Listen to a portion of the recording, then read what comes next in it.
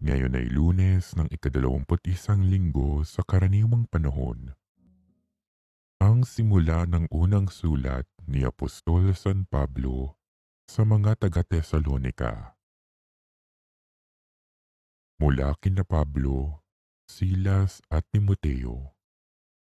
Sa simbahan sa Tesalonika, mga hinirang ng Diyos Ama at ng Panginoong Hesu Kristo. Sumainyo nawa ang pagpapala at kapayapaan. Lagi kaming nagpapasalamat sa Diyos dahil sa inyo, at tuwin ay isinasama namin kayo sa aming dalangin. Ginugunita namin sa harapan ng ating Diyos at Ama ang inyong mga gawang bunga ng pananampalataya, ang inyong mga pagpapagal na udyok ng pag-ibig, at ang matibay ninyong pag-asa sa Panginoong Hesu Kristo. Nalalaman namin, mga kapatid, na kayo'y hinirang ng Diyos na nagmamahal sa inyo. Ang mabuting balita na lubos naming pinaniniwalaan ay ipinahayag namin sa inyo, hindi sa salita lamang. Ito'y may kapangyarihan at patotoo ng Espiritu Santo.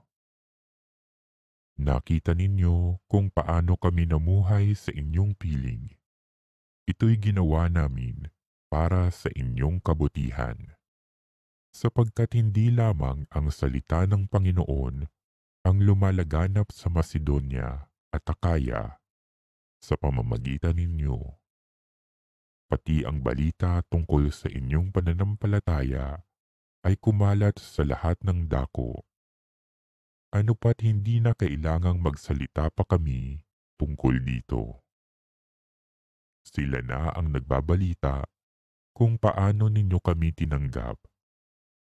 Sila rin ang nagsabing tinalikdan na ninyo ang pagsamba sa mga Diyos-Diyosan upang maglingkod sa tunay at buhay na Diyos at maghintay sa Kanyang anak na si Jesus.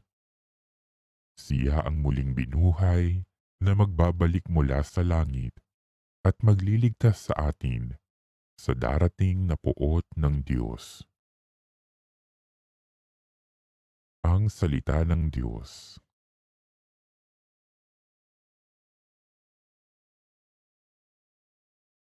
Panginooy nagagalak sa hirang niyang mga anak. Ang Panginooy purihin, awitan ng bagong awit. Purihin sa pagtitipon ng tapat sa pananalig.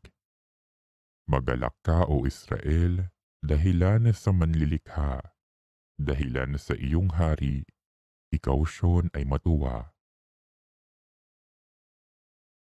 Panginooy nagagalak sa hirang niyang mga anak. Purihin sa pagsasayaw, purihin ang kanyang ngalan. Alpat tambol ay tugtugin, at siya ay papurihan. Panginooy nagagalak sa kanyang mga hirang. Sa nangagpapakumbabay, tagumpay ang ibibigay. Panginooy nagagalak sa hirang niyang mga anak.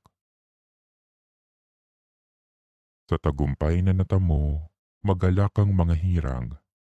Sa kanilang pagpipista ay magsaya't mag-awitan. Sa pagpuri sa Panginoon ay bayaang magsigawan. Ang tatanggap ng tagumpay ay ang kanyang mga hirang. Panginooy nagagalak sa hirang niyang mga anak.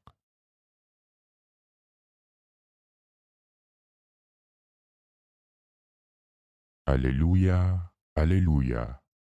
Ang tinig ko'y pakikinggan ng kabilang saking kawan. Ako'y kanyang susundan. Aleluya, aleluya.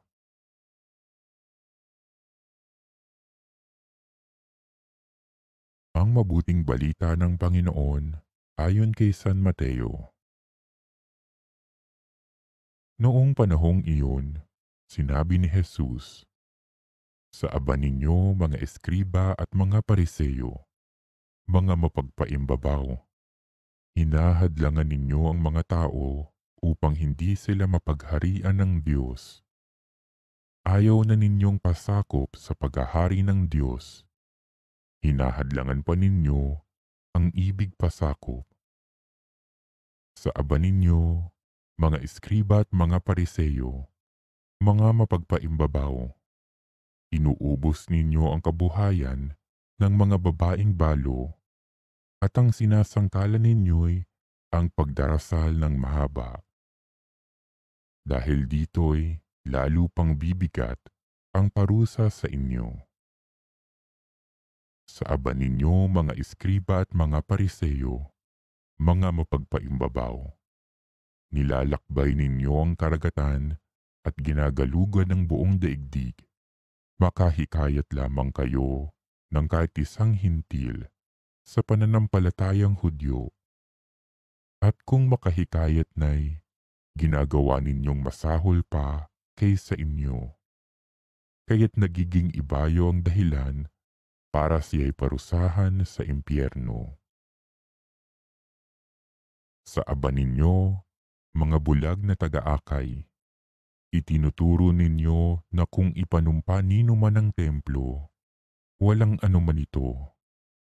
Ngunit kung ang ipanumpa ay ang ginto ng templo, dapat niyang tuparin ang kanyang sumpa. Mga bulag, mga hangal, alin ang mas mahalaga? Ang ginto o ang templong nagpapabanal sa ginto? Sinasabi rin ninyo na kung ipanumpa nino man ang dambana, walang anuman ito. Ngunit kung ang ipanumpa ay ang handog na nasa dambana, dapat niyang tupdin ang kanyang sumpa. Mga bulag, alin ba ang mas mahalaga? Ang handog o ang dambanang nagpapabanal sa handog?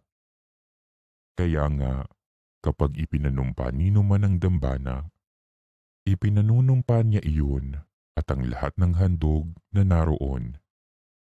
Kapag ipinanumpa nino man ang templo, ipinanunumpa niya iyon at ang tumatahan doon. At kapag ipinanumpa nino man ang langit, ipinanunumpa niya ang trono ng Diyos at ang nakaluklok doon. Ang mabuting balita ng Panginoon.